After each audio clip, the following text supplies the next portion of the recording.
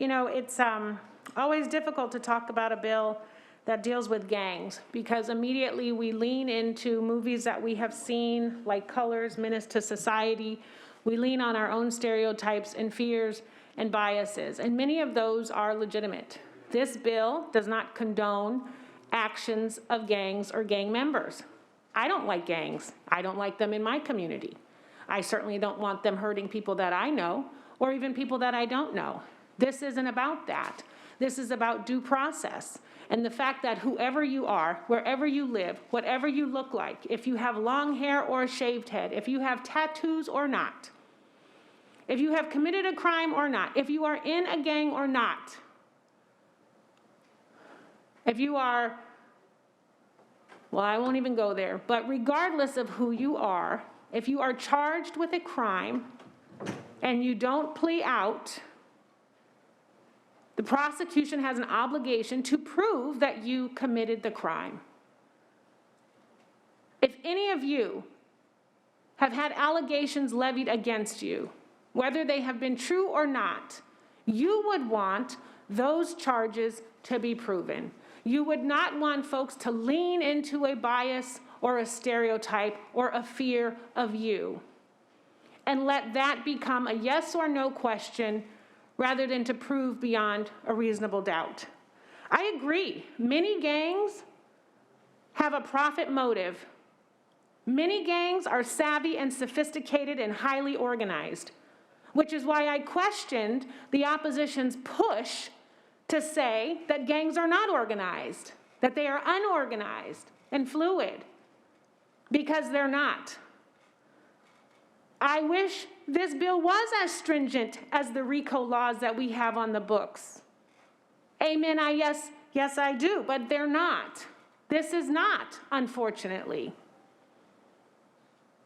The reality is, a young man named Raymond, who happened to be in a gang, stole some beer and a gallon of milk. He did not steal that because he was in a gang. He stole it because he was desperate and making a bad decision. A gang allegation was levied against him because he happened to have been in a gang. The crime was not based on his affiliation. Defense had to work like crazy against that. Compare that with Terrell, a young man who was a Crip, who murdered a number of people, who posted it on his social media with gang signs and logos, and was acquitted without a gang allegation being levied on him. He was, yes, a young white high schooler from Palos Verdes. So if that story wasn't true, if those two stories weren't true, I wouldn't be here. If the fact that James and Mike, who are Aryan Brotherhood gang members, actively involved in murderous activities and selling meth, who have repeatedly gone to prison with 8-8 tattooed on their forehead for Heil Hitler, and have never had a gang allegation levied against them. If I hadn't had conversations with the opposition who told me that, quite frankly, Ms. Kamlager, black and brown gangs are just far more dangerous than any other gangs, then I wouldn't be here. I'm not making up these stories. Ultimately, what I'm saying is that if you want to charge someone, prove the case, because going to jail for a lifetime, because someone looks at you and says you have a shaved head, because some police officer identified you based on maybe their own biases or what they have seen, should not allow you to be sent to prison because of a gang allegation with a term that is longer than what the base crime is. I'm here to tell you that 96% of these cases plea out.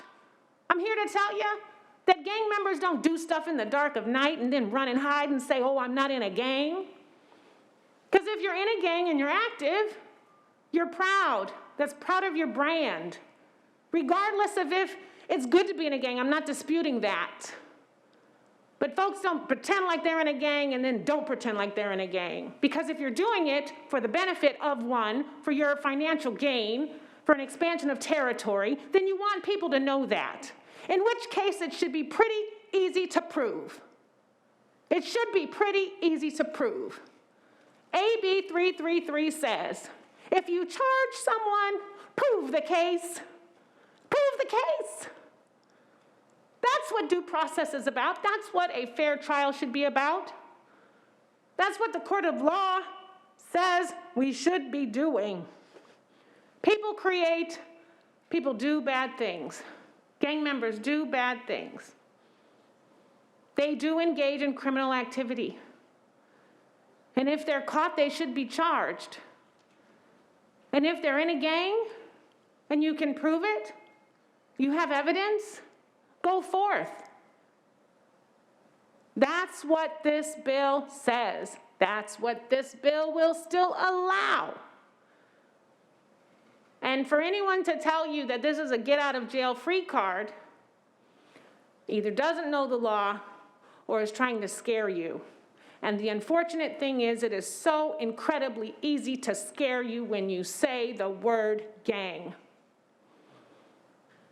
I come from a community where a family member was shot dead in the middle of the street and left to die in his living room, bled out for 10 hours. Gang involvement. I would not want to pass a bill that would say his life is forgotten. But even that person who did that deserves a fair trial. That's what the court is about. That's what the law is about. Lawyers go into battle with the evidence to prove their case. And if you are good and strategic, you will win. In Los Angeles, we have a large gang problem. And DAs are telling me every day we are being as creative as possible, using all kinds of tools in our disposal, thank you, legislature, to get folks. And they are. But you shouldn't be putting someone away for 15 years because they stole a gallon of milk for their baby who is hungry, and 6 years ago they happened to be in a gang. Because here, if you're in one, you have to register annually forever, regardless of if you aged out of a gang. Many of us have aged out of things. Have you aged out of a marriage and someone comes back to you and still hearkens to that time? That's a little unfair. It's an innocuous example, but it proves a point. AB 333 is about due process.